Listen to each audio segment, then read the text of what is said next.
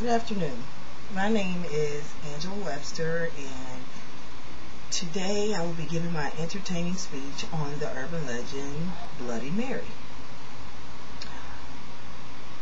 Urban legends is not something that I am as familiar with as am my ancestors' superstitions. I've heard many ghost stories and many rules of superstition. I call them rules of superstition because they were rules that I was required to abide by growing up. Rules such as not leaving a hat on the bed because it causes bad luck. Rules such as not being able to wash clothes during New Year's, or to have wet clothes or dirty clothes going into the new year. All causing bad luck is what I was told. After researching the term urban legends, I found that I had participated in a chanting game from the urban legend Bloody Mary. Snops.com describes urban legends as being moralistic or cautionary tales to teach and to warn children about their decisions. When I was younger, me and my cousins used to have weekend sleepovers. During these sleepovers, we would participate in this Bloody Mary chanting game where one of us would stand in the mirror and chant the name Bloody Mary 3 times in a row.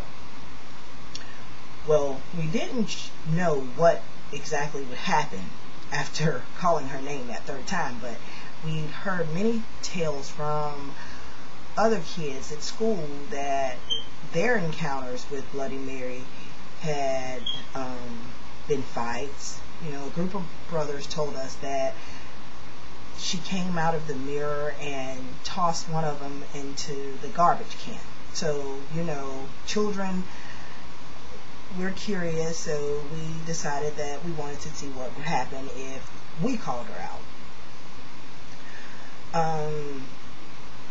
We would always have one person standing at the mirror chanting the name, the other person standing at the lamp ready to hit the switch, and another standing at the door. So by the time the one in the mirror had said the name the 3rd time, the light was on and the door was open.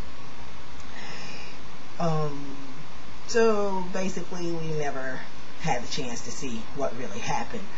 But one of us claimed to have seen something white or blue in the mirror, so we all agreed that that was her dress, and this would be our story that we would tell, that we had seen blue or white fabric from Mary's dress when we called her name the 3rd time, but she never came out. There are so many different versions of the Bloody Mary urban legend. Each story depends on where you live and where your family comes from as to which urban legend you would believe to be true personally. I had participated in the chanting game, but never really known the story behind the lady in the mirror. Snops.com states that Mary is said to be a witch who was executed 100 years ago for applying in the black arts, or a woman of modern times who had been in a local car accident in which her face was hideously mutilated. The research into Bloody Mary goes back to 1978, when Janet Langlois done an essay on the legend. Some confuse the mirror witch with Mary the First of England, whom history remembers as Bloody Mary. An expanded version of that confusion is that the murdering British Queen, Mary First of England, would kill young girls and bathe in their blood so that she could preserve her youthful appearance.